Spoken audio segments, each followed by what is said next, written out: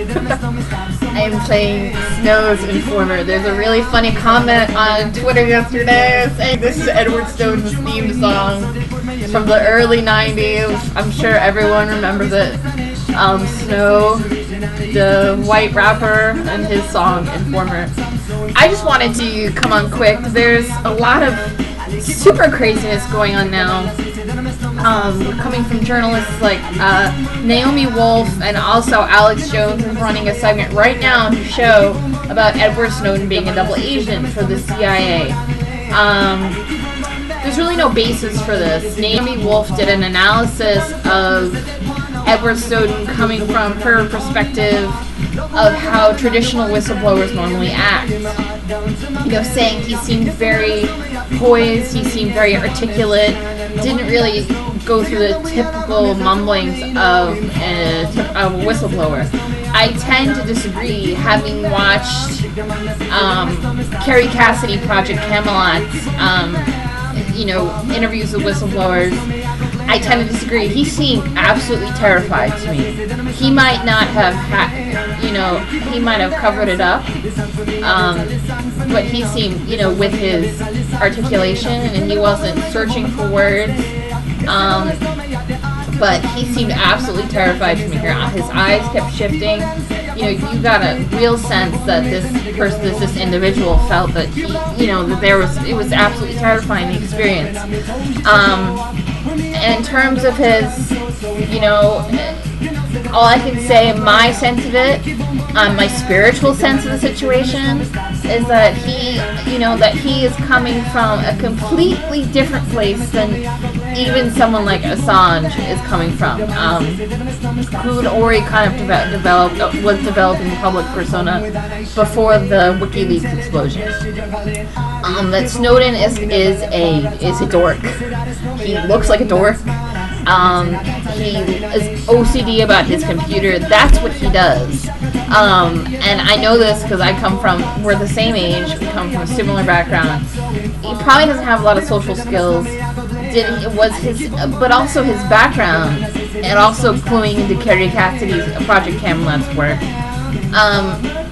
He's so young, and he's had such prominent positions within the military, within the CIA and with NSA, and within who's Alan Hamilton. At such a young age, he's quickly gone with the ranks. He mentioned it briefly that he didn't go to college. He didn't go to he didn't do any of the typical things, and he just kind of went along with the flow of his work, and it slowly became, as a human sense, became aware that this was a serious violation of human rights. Being a double agent, it just seems really sketchy to me.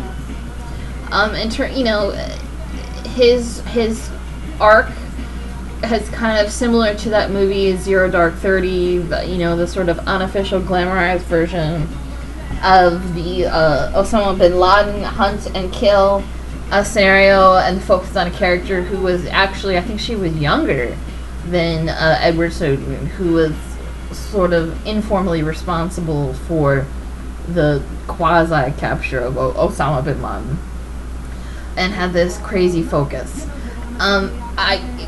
Again, cluing into Carrie Cassidy's work, that, Edward Snowden comes from Pennsylvania, which is known for its sort of Illuminati satanic stuff. I'm just shooting the breeze here. I have no idea. I'm not getting a sense of this, but his poise can be attributed to that. It could come from a very deep training, and that's how he was shuttled through these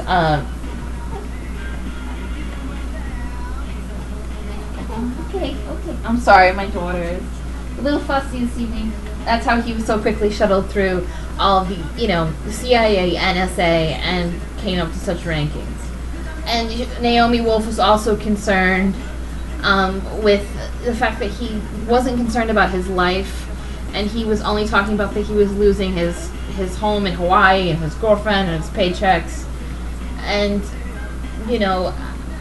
again, it might not have hit home. He might still be in shock. And the fact that his journey also seems very chaotic to me. It's not something that was really planned. It seems my relay of the information that I'm receiving, spiritual information, is that he knew what this was going on. He gathered the information. He put in time for take a vacation so there wouldn't be any suspicion. He didn't even tell his girlfriend until he went to Hong Kong. He chose Hong Kong for a bunch of reasons that don't really make sense at the time, and he went to Hong Kong, and that's when he contacted Glenn Greenwald, and Glenn Greenwald, I would have to believe, maybe suggested WikiLeaks. It doesn't seem very planned, and that's when WikiLeaks joined the situation, and he went on to Moscow. That's what I feel happened. That it wasn't a really intellectual choice, Hong Kong. He picked it for a variety of different reasons. And the way he described picking Hong Kong reminds me, again, of a spiritual situation. I've moved around this country so many times for different reasons. I moved to Seattle for health reasons. And none of these reasons seemed very clear or legitimate at the time. I believe he went to Hong Kong, and people are making a mockery of him in this regard. He went to Hong Kong, Russia, Ecuador, all these places, they have bad human rights track records, blah, blah, blah, free speech, Pussy Riot, Russia, Moscow, whatever, China, Tibet, whatever. I believe it's a spiritual tour, that he is going to all these places chaotically, without any real explanation, but because, it gives these places, obviously, the ability to stand up to the United States in a way, not expressly saying, we don't agree with you spying on us, but it pisses us off, so we're just not going to give you back Edward Snowden. We're not going to make a stink, because we know you're going to drone the hell out of us if we do. But, we're just not going to make a stink about it, and we're just going to let him move on. And now you've got countries like Venezuela popping up saying, oh, we'll consider, because it gives them leverage against the higher powers and the global powers also. But in terms of, he got to, when this information came out in Hong Kong, you've got these huge posters of him around the city. He's on all the television screens, and this is a place where, has been incorporated back into the mainland China, and is now is in that realm of Tiananmen Square, and so all this inspiration is just pummeling through the streets of Hong Kong. The people are excited. China doesn't go to the step of keeping him, more out of fear of the United States and the retaliation.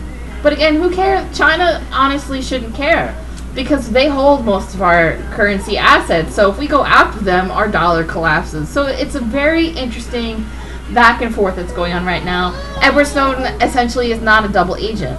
To me, he's going on a spiritual tour, and he is illuminating all these different things in ways that I honestly feel no one is grasping, which again goes to show there is a consciousness shift happening, but it's superficial.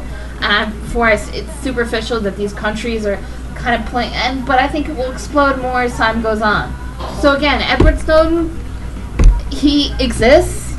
I feel, the more I think about this and the more I, read different people's perspectives, he does exist. He might have a questionable background in the CIA, but not a questionable background in the way that it damages what he's done. He obviously has had a lot of training within the CIA and might have some sort of family connection, and the reason he was picked. I mean, we don't know this information. He's probably picked because, like a lot of us in that generation, we have incredible technical skills, and we're so eager to show off our technical skills, but a lot of times we lose sight of what exactly we're doing with our technical skills. But he's on a soul journey, and I think we really need to support that and support him, and I feel there's a lot of love and light going out to him right now, because he's absolutely terrified. This is he has to trust people he doesn't know, he's never met. And Naomi Wolf wants to say, well, he didn't acquire legal counsel for getting to Hong Kong. Again, this is a guy in his 20s, just completely disrupts his whole entire life. How do you exit a building quick enough? You go to you get on, you know, he probably put into vacation time and all this other stuff. But anyway, he's on a soul journey, and we really should support him. And this is Sarah Dahman about Dear Soul. Thank you for listening.